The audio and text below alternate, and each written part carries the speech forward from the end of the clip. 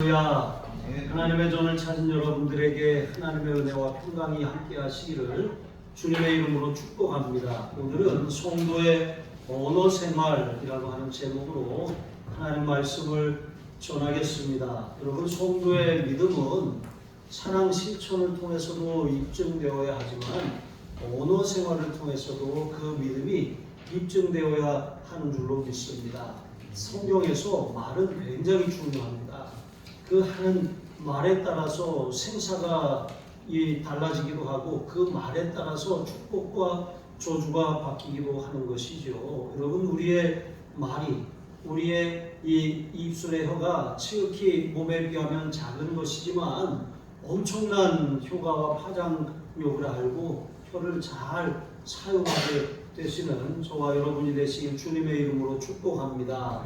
여러분, 말에 실수가 없는 사람이 온전한 사람입니다. 모든 사람은 로마서 23장 23절에 보니까 다 죄인이라고 했어요.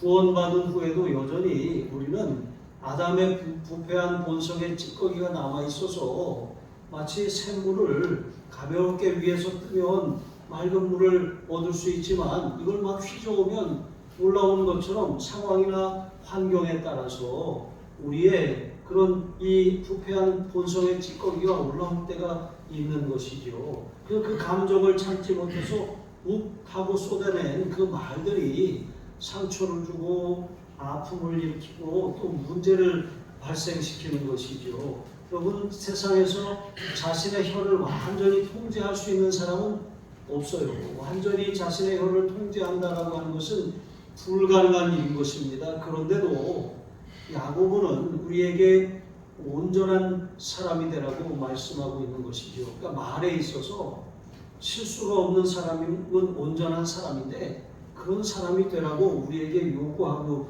있는 것이죠. 그러니까 사실 사람은 절대적으로 말에 실수가 없을 수가 없어요. 그럼에도 불구하고 말에 온전한 사람이 되라고 하는 이유가 무엇입니까? 그것 우리가 할 수 없다고 내버려두고 그냥 말이 함부로 마치 길들여지지 않은 그런 타고 다니는 말처럼 그렇게 사방을 어지럽히는 존재가 아니라 그 말들을 제어함으로 말미암아 유익을 주고 덕을 끼치며 또 우리의 삶을 더 풍성하게 하는 그런 기회로 삼으라고 하는 것이죠. 초대교회에는 그리스도께서 어떤 사람은 사도로, 또 어떤 사람은 선지자로, 어떤 사람은 복음 전하는 자로, 어떤 사람은 목사와 교사로 세우셨다고 말씀하고 있는 것이죠. 그러니까 다양한 은사자들이 활동을 하고 있었습니다. 그런데 그 중에서 특별히 선생, 가르치는 그런 직임에 대해서 많은 사람들이 그것을 선호하고 가르치는 자가 되려고 그렇게 교회 안에서 그렇게 명함을 내밀었던 것이죠. 그런데 여러분, 교회에는 이처럼 가르치는 직분이 정말 필요하고 또 목사도 사실 가르치는 사람이고 목장도 가르치는 사람이고 또 교회 학교 교사도 가르치는 사람이에요. 그런데 가르치는 자가 되려면 그 가르치는 자에 걸맞는 소양과 자질을 갖춰야 되는 것이죠. 그리고 무엇보다도 하나님의 은사가 있어야 돼요. 가르침의 은사가 있어야 하는 것이죠. 자, 그렇게 가르침의 은사도 있고 또 가르치는 자로서의 소양과 자질도 갖췄어요. 자, 그러면 이제 그것은 이제 하나님께서 이제 가르치는 자로서의 그런 책임을 맡기실 준비가 된 사람인데, 그런데 그 책임을 맡았다고 끝난 것이 아니라 그 책임을 맡은 이유가 더 중요해요. 맡은 자들에게 구할 것은 충성이라고 하셨죠. 여러분, 우리는 말한 대로 살고 또 삶이 우리의 말을 입증해야 하는 그런 책임을 부여받게 되는 것입니다. 예수 믿는 사람은 말쟁이가 아니라, 말만 잘하는 사람이 아니라 그 말하는 것을 실제로 살아내는 그런 사람들이 될 때 실제로 다른 사람들이 우리를 그리스도인이라고 인정하게 되는 것이죠. 말이나 소, 이런 큰 덩치가 크고 힘이 센 동물들을 제어하려면 그 입에다가 재갈을 물려야 합니다. 재갈은 입 안에다가 가로 되는 쇠막대기입니다. 이 쇠막대기를 대고 여기다가 그렇게 고삐를 매는 거예요. 저도 어렸을 때 이제 옆집에 소를 키우는 집이 있어서 그 송아지가 태어나는 것도 보고 그 송아지가 이제 그 점점 건장해지니까 밭에 가서 이제 밭을 가는 그런 일꾼으로 쓰려고 이 코를 뚫는 이제 그런 것도 보았어요. 굉장히 겉으로 보기엔 굉장히 끔찍하고 잔인합니다. 자, 그런데 이렇게 하는 이유가 무엇입니까? 그 작은 고삐가 그 말과 소를 제어할 수 있기 때문에 그래요. 그래서 말이 이 고삐를 통해서 주인이 원하는 방향으로 그렇게 순종하게 되는 것이죠. 그런데 여러분, 사람에게 이 혀라고 하는 것은 짐승의 고삐처럼 그렇게 잘 제어가 되는 것이 아니라고 하는데 문제가 있습니다. 우리는 생각하는 것보다 빨리 말해요. 그리고 우리가 말해놓고도 내가 이 말을 왜 했지? 라고 싶을 때가 있는 것입니다. 혀가 굉장히 빠르죠. 그래서 우리는 말에 실수가 없는 사람은 없어요. 아무리 다른 쪽에 다른 부분에 있어서는 좀 완벽해 보이는 사람도 그 말 때문에 아주 큰 실수를 저지르는 경우를 우리가 보게 돼요. 우리도 그런 경우가 있는 것입니다. 그래서 매사에 여러분 이렇게 또 말에 대해서 그렇게 어떤 사람은 자신은 말재간이 있고 다른 사람에게 말하기를 좋아하고 또 가르치기를 좋아하는 이러한 사람들은 매사에 다른 사람들의 일에 잘 간섭을 해요. 그리고 뭔가를 자꾸 그렇게 지시하거나 뭔가 자꾸 해석해 주려고 하는 것입니다. 그러나 우리가 다른 사람들의 일에 대해서 함부로 간섭하면 안 돼요. 우리가 다른 사람들에 대해서 말할 때는 기도하고 말해야 됩니다. 꼭 필요한 말인지 절제하면서 말해야 되는 것이죠. 우리 자녀들에게도 마찬가지입니다. 내 자녀니까 내가 마음대로 말하고 싶고, 여러분 우리도 감정대로 말하고 싶고 그럴 때가 많이 있어요. 그런데 그런 말은 꼭 상처가 되고 그렇게 되어서 부메랑처럼 우리에게 다시 되돌아오는 것이죠. 그래서 우리는 말을 할 때 정말 필요한 말을 할 수 있도록 기도해야 돼요. 또 그 말이 때에 적절한 말인지, 내가 감정을 쏟아내는 말인지, 여러분 감정은 하나님께 쏟아내야 돼요. 다윗은 백성들아 시시로 그 마음을 하나님께 토하라고 고백하고 있죠. 그러니까 사람에게 감정을 쏟아내면 사람이 감정의 홍수에 빠져가지고 어떻게 될지 모르는 거예요. 그러나 하나님 앞에 쏟아내면 여러분 나도 살고 또 내 주위에 있는 사람들도 살아나는 것입니다. 우리가 모든 사람은 다 죄인이고 언젠가 하나님의 심판대 앞에 서서 우리가 한 말에 대해서 직고하게 될 날이 있다는 것을 기억하고 말하다가도 한번 내가 하는 이 말 하나님 앞에 심판받는다는 생각으로 그 말을 절제해야 한다는 것입니다. 그래서 다윗은 시편 143편 3절에 여호와여 내 입에 파수꾼을 세우시고 내 입술의 문을 지키소서라고 했어요. 그러니까 기도했다는 거예요. 말이 막 나갈 때 입을 딱 붙들고 여호와여 내 입에 파수꾼을 세우시고 내 입술의 문을 지켜주시옵소서 기도해야 된다는 거예요. 그렇지 않으면 우리도 주책 없이 우리가 뜻하지 않게 때에 맞지 않는 말들을 쏟아내므로 낭패를 당하게 되는 것이죠. 자, 그런데 음식을 많이 먹으면 이게 막 음식 냄새가 속에서 올라오게 되어 있어요. 마찬가지로 우리가 말하는 것, 이게 입술의 문을 지켜달라고 기도하는 것도 중요하고 또 한 가지는 우리는 사람이 마음에 가득한 것을 입으로 낸다고 주님이 말씀하셨거든요. 마음에 평상시에 무엇을 쌓느냐가 굉장히 중요합니다. 마음에 악한 생각을 자꾸 쌓으면 나도 모르게 악한 말들이 쏟아져 나오게 되어 있어요. 내 마음에 선한 생각들을 쌓으면 내 마음에 나는 선한 생각이 입술로 표현되게 되어 있다는 거예요. 그래서 신명기 30장 14절에 보시면 오직 그 말씀이 내게 심히 가까워서 내 입에 있으며 내 마음에 있은즉 내가 이를 행할 수 있느니라 그랬어요. 그러니까 하나님의 말씀을 입에 두고 하나님의 말씀을 묵상해서 내 마음에 두라는 거예요.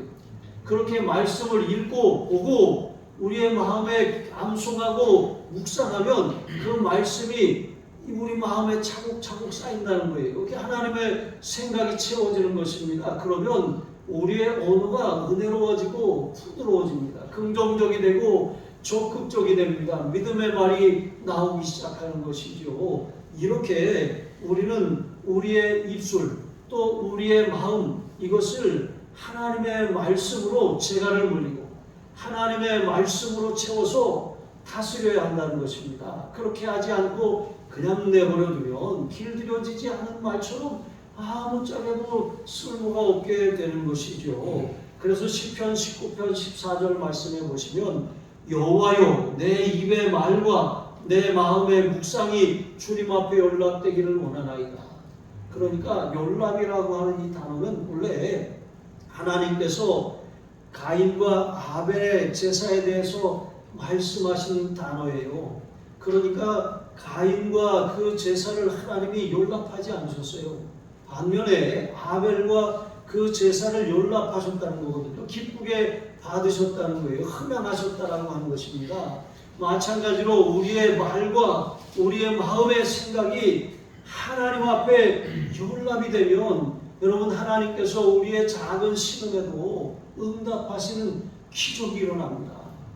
아무리 부르짖어도 응답이 없는 그런 답답한 불통의 인생이 아니라 작은 신음에도 하나님 힘들어요. 하나님 해결해 주세요. 하나님 이거 어떻게 해요? 그냥 그것도 안 나와서 그냥 아버지 이렇게 불렀을 뿐인데 그냥 해결이 돼버리는 거예요. 여러분 이와 같은 삶은 하루아침에 저절로 이루어지는 것이 아닙니다. 가랑 위에 옷이 젖듯이 날마다 하나님 앞에 하나님 내 입술의 문을 지켜주시옵소서, 내 마음의 생각을 지켜주시옵소서, 하나님의 말씀으로 생활이 되게 하시고 하나님의 말씀을 내 마음에 채워주셔서 내 입의 말과 마음의 묵상이 하나님께 연락되는 인생이 되게 하여 주옵소서. 그렇게 할 때에 여러분 하나님은 우리의 작은 신음에도 응답하시는 분이 되어주심을 믿으시기 바랍니다. 두 번째로 여러분 죽고 사는 것이 혀의 권세에 달려 있습니다. 그래서 언어 생활이 중요합니다. 혀는 우리 몸의 지극히 작은 지체 중에 하나입니다. 그런데 이것이 일으키는 파장력은 엄청나다라고 하는 것이죠. 바람에 막 밀려 움직이는 몸소 요즘에는 이렇게 모터로 작동하잖아요. 또 핵 추진 그런 항공모함도 있습니다. 근데 과거에는 엄선이라고 해서 나무로 배를 거대하게 만들고 그것을 돛을 달고 키로 사공이 그것을 이제 바람의 힘을 잘 이용해서 움직이는 것이죠. 그래서 그 배에 커다란 배의 키는 굉장히 작아요. 근데 사공이 그 키를 통해서 바람이 아무리 심하게 불고 어떤 광풍이 몰아친다고 할지라도 오히려 키를 잘 잡으면 바람에 밀려서 더 빨리 원하는 목적지에 이르게 되는 것입니다. 마찬가지로 여러분 우리의 인생의 항해도 마찬가지라는 거예요. 우리의 말을, 우리의 혀를 어떻게 사용하느냐에 따라서 그 인생이 침몰할 수도 있고 또 표류할 수도 있고 또 반면에 우리의 말에 따라서 우리가 원하는 소원의 항구에 속히 이룰 수도 있다는 것을 기억하시기 바랍니다. 혀를 잘 사용해야 하는 것이죠. 그래서 민수기 13장에 보시면 이제 모세가 이스라엘 백성들이 가나안 땅 앞에 있을 때 이제 그 가나안 땅을 정탐하러 12정탐꾼을 보냅니다. 근데 12명이 40일 동안 그 땅을 정탐하고 그 땅의 과일을 가지고 돌아왔습니다. 자, 그리고 나서 그 정탐 보고를 하는데 여호수아와 갈렙이 이런 보고를 해요. 우리가 올라가서 그 땅을 취하자 능히 이기리라. 그렇게 믿음의 보고를 믿음의 말로 선포합니다. 그랬더니 다른 10명이 이렇게 말하는 거예요. 그 말을 받아서 우리는 능히 올라가서 그 백성을 치지 못하리라. 능히 올라가서 취하자 했더니 능히 올라가서 치지 못하리라. 그러면서 여기다가 하나 더 붙여서 그들은 우리보다 강하니라 이렇게 말하는 거예요. 그리고 심지어 그들이 보기에 우리는 메뚜기와 같다고 말하는 거예요. 사람하고 메뚜기하고 이게 싸움이 됩니까? 그러니까 상대적으로 그들 앞에 아주 작아졌다라고 하는 것이죠. 자, 이렇게 그들은 하나님이 주시는 땅을 악평하고 또 믿음의 말이 아니라 하나님이 주시겠다고 약속하셨는데도 불구하고 그 대적과 환경을 보고서 불평을 쏟아내고 원망을 쏟아냅니다. 자, 그랬더니 하나님께서 이제 민수기 14장 28절에 이렇게 말씀하십니다. 너희 말이 내 귀에 들린 대로 내가 너희에게 행하리니.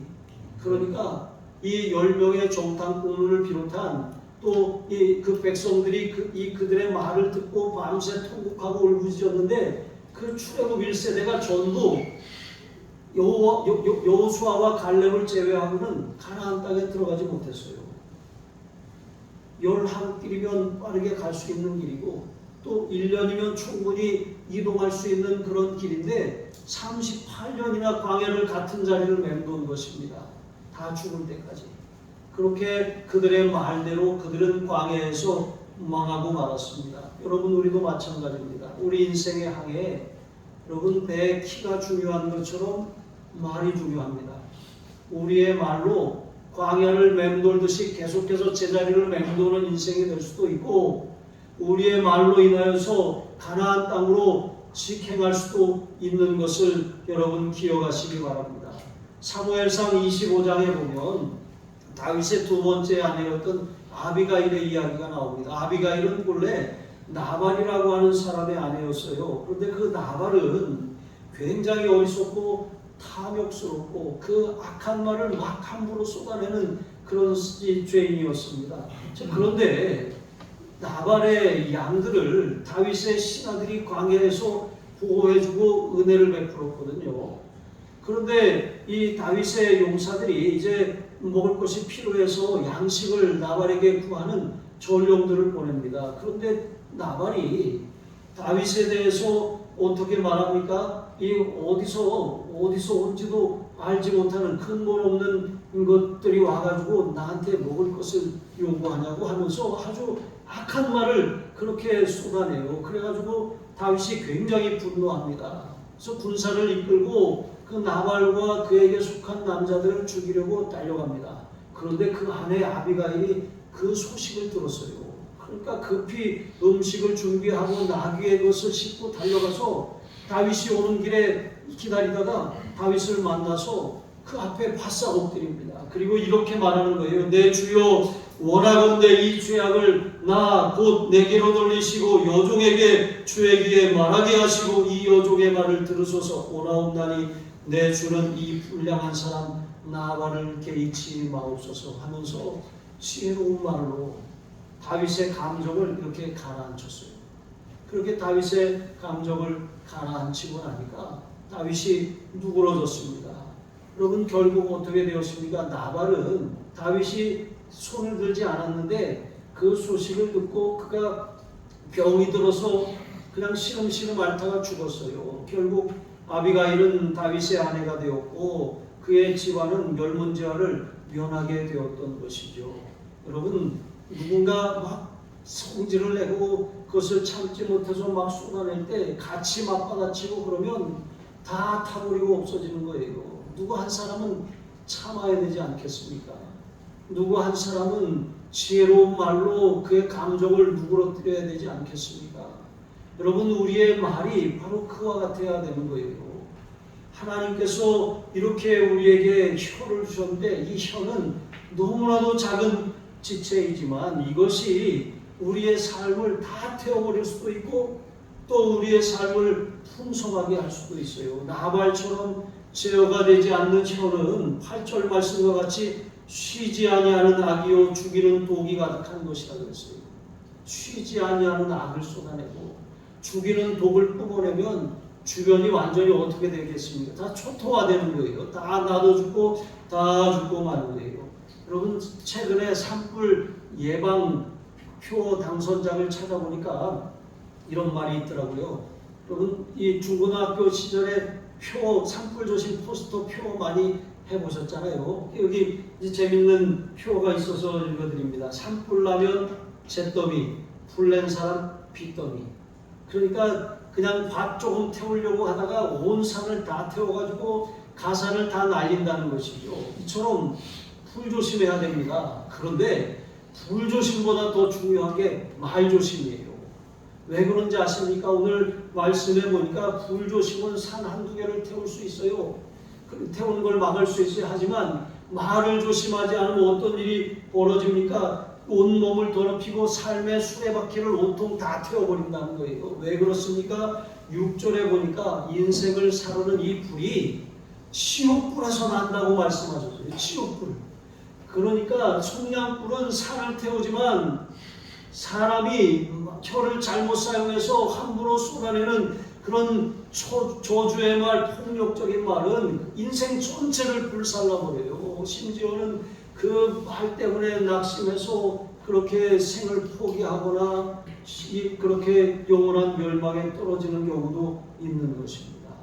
앞에서 우리가 1장 17절에 온갖 좋은 은사와 온전한 선물이 다 위로부터 빛들의 아버지께로부터 온다는 것을 배웠어요. 그러니까 지옥에서 나는 것은 나쁜 거예요.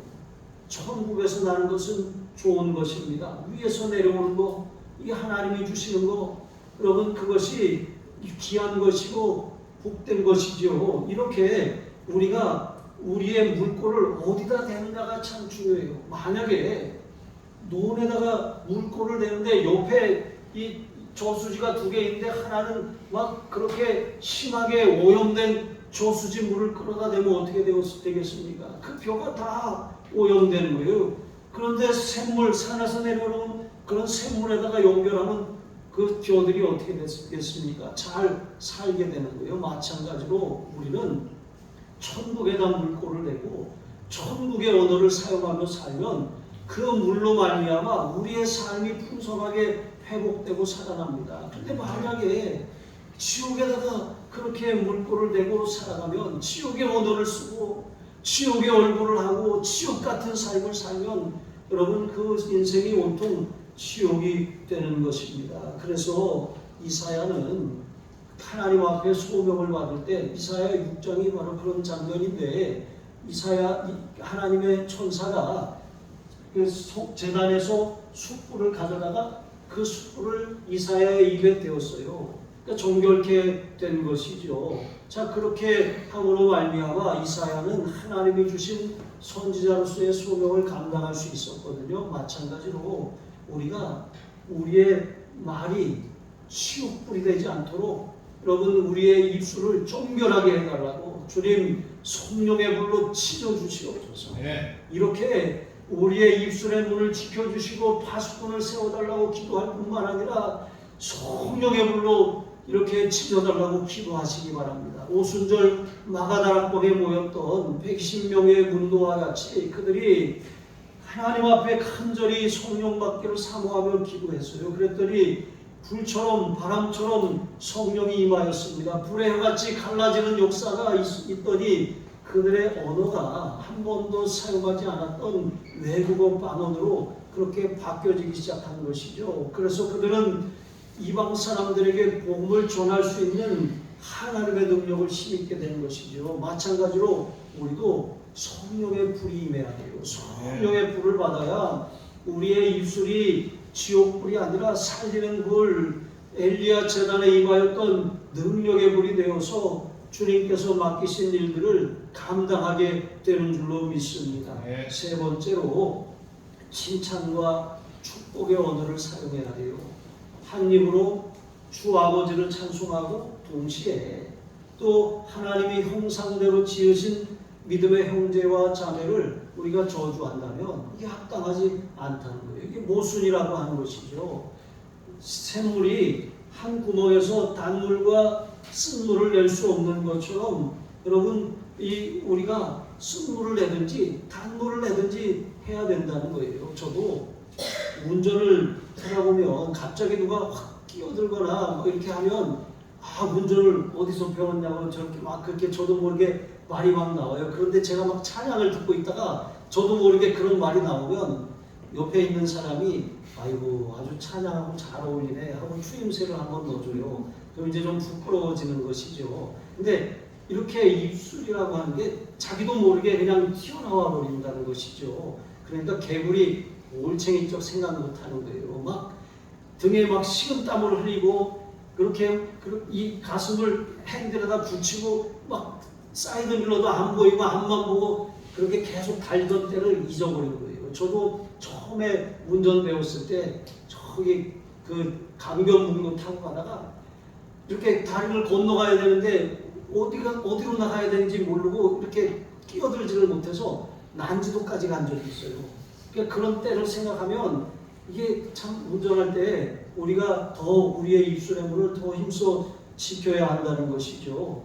하나님께서는 이사야 43장 21절 말씀처럼 이 백성은 내가 나를 위하여 지었나니 나의 찬송을 하려 함이라고 말씀하셨어요. 그러니까 우리 몸은 악기예요, 악기. 그러니까 하나님을 찬송하라고 하나님이 우리의 몸을 주신 거예요. 그런데 이 찬송하라고 주신 악기가 저주를 쏟아내고 그냥 듣기 싫은 그런 못된 말들을 쏟아내서야 되겠냐는 것이죠. 우리가 사는 세상은 나 혼자 사는 세상이 아니라 더불어 사는 세상이에요. 근데 내 옆에 있는 사람, 하나님의 형상대로 지으신 그 사람에게 교회에서 내가 하나님을 확 찬양하고 돌아가서는 그 사람에게 확 나쁜 말을 쏟아내고 그렇게 할 수가 있냐는 겁니다. 여러분, 이렇게 만약에 우리가 우리에 대해서 어떤 사람이 막 칭찬을 해요. 막 대단하다고 막 멋지다고 막 칭찬을 해놓고 금방 돌아서서 여러분 우리의 자녀들을 막 욕한다고 생각해요. 그저 형편없는 자식 막 이렇게 막 그렇게 말을 한다고 생각해 보세요. 그러면 그것을 듣는 여러분의 마음이 어떻겠어요? 이게 차라리 내가 욕을 먹는 게 낫지 자식을 욕하는 거 더 모욕으로 느끼는 거 아니겠습니까? 하나님도 마찬가지라는 거예요. 하나님의 형상대로 지음받은 믿음의 형제와 자매들을 저주하고 욕하고 그렇게 이 함부로 말하면 그것은 하나님을 욕하는 것처럼 하나님이 그렇게 간주하시고 여기신다라고 하는 것이죠. 우리는 거듭났음에도 불구하고 여전히 아담의 부패한 본성의 찌꺼기가 남아있어서 찬송도 하지만 우리도 모르게 그런 악한 말들을 쏟아낼 때가 있어요. 그래서 바울은 갈라디아서 5장 17절에 육체의 소욕은 성령을 거스르고 성령의 소욕은 육체를 거스르나니 이 둘이 서로 대적함으로 너희가 원하는 것을 하지 못하게 하려 함이니라 말씀하셨어요. 그러니까 이 거듭나기 전에는 육체의 소욕만 있었어요. 그냥 죄가 끄는 대로 끌려만 다녔다는 것이죠. 종노릇하며 살았어요. 그런데 거듭난 이후에는 육체의 소욕과 함께 성령의 소욕이 있어요. 그런데 이 육체의 소욕과 성령의 소욕은 마치 줄다리기와 같아요. 줄다리기가 이쪽에 성령의 소욕이 세면 이쪽으로 끌고 가는 것이고 육체의 소욕이 세면 이쪽으로 끌고 가는 거예요. 그런데 어떻게 육체의 소욕이 강해지고 성령의 소욕이 강해집니까? 우리가 마음을 어디다가 복종하느냐에 따라 달라진다는 거예요. 성령의 음성에 순종하면 육체의 소욕이 힘을 잃어버려요. 마찬가지로 우리가 육체의 소욕을 따라가면 성령께서는 침잠하십니다. 성령의 소욕이 사그라져버리고 마는 것입니다. 그러니까 우리한테 달려있다는 거예요. 어디에 순종하든지 순종하는 것에 종이 되는 것입니다. 그러므로 우리는 성령의 도우심을 구하고 날마다 성령님 도와주세요 라고 그렇게 요청을 해야 돼요. 그러면 육체의 소욕이 올라왔다가도 성령의 소욕이 그것을 끌어당겨서 우리 삶에 역사하거나 더럽히지 못하게 만드는 거예요. 만약에 우리가 우리의 마음이 이 혀를 통제하지 못해서 막 함부로 말하고 있다 그러면 그 순간 우리는 육체의 소욕을 따라가고 있는 거예요. 그냥 기분대로 말하고 생각대로 말하고 감정대로 말하고 상황에 따라 말하고 막 불필요한 말들을 쏟아내는 거예요. 그러나 여러분 성령의 소욕을 따라가면 절제하게 됩니다. 필요한 말을 하게 됩니다.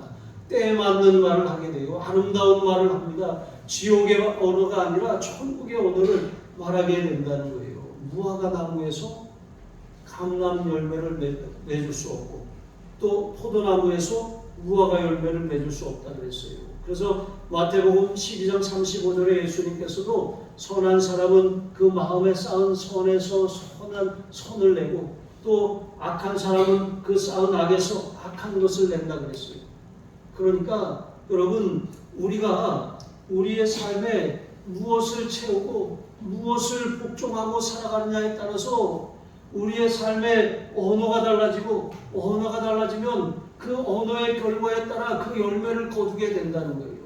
쓴 물을 내면 쓴 열매를 먹게 되는 것이고, 단물을 내면 단 열매를 먹게 되는 거예요. 그러니까 말이 얼마나 중요한지, 우리가 단물이 내는 말이 아니라면 입을 닫아버려야 돼요. 성령의 불로 찢어달라고 기도해야 되는 것입니다. 실제로 에스겔서 47장에 보면 성전 문지방에서 흘러나온 물이 처음에는 시내가 되고 개천이 되고 강물이 되어서 바다로 흘러들어갑니다. 그런데 이 물이 닿는 곳마다, 흐르는 곳마다 주변이 살아나요. 죽은 땅이 살아나고 생물이 살 수 없는 곳에 생물이 살고 강 주변에 나무들이 자라납니다. 달마다 새로운 과실을 맺습니다. 잎사귀는 약재료가 되는 것이죠. 이것처럼 여러분, 단물은 회복시키고 살려요.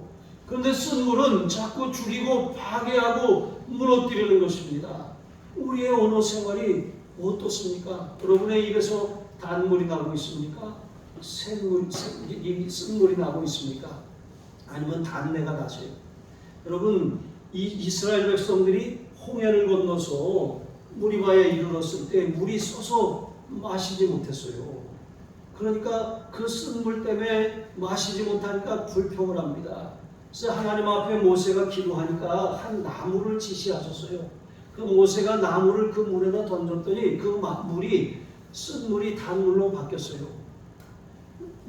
그래서 이 마라의 쓴물, 그 쓴물이 단물로 바뀐 기적의 현장, 거기에 나뭇가지를 던진 것처럼 여러분, 우리의 인생도 정말 쓴물을 내는 그런 죄인의 삶이었어요. 그런데 예수님 십자가가 우리의 삶을 완전히 바꿔놓았어요.